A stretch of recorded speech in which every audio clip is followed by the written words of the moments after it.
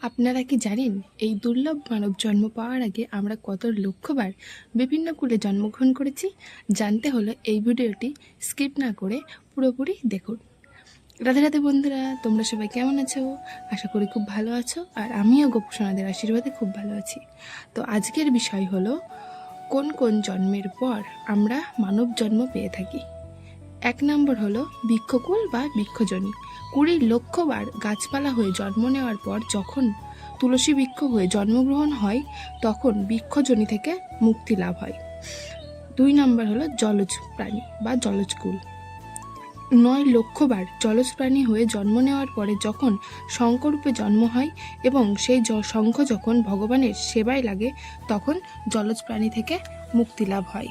3 নম্বর হলো কীটপতঙ্গকুল।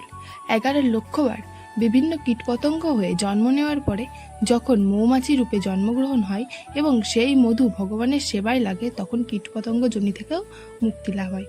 4 নম্বর হলো পক্ষীকুল।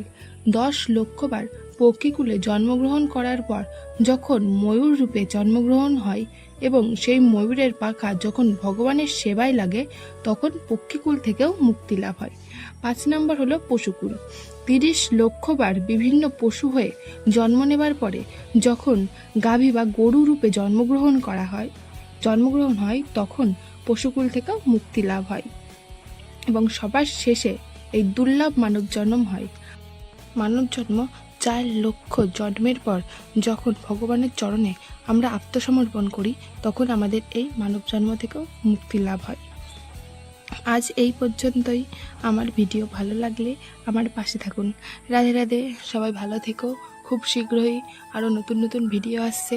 সবার আগে ভিডিও পেতে আমার চ্যানেলটিকে সাবস্ক্রাইব করবেন এবং বেল আইকনটি প্রেস করে রাখুন যাতে সবার আগে আপনার কাছে আমার ভিডিও পৌঁছে যায়। রাধে রাধে।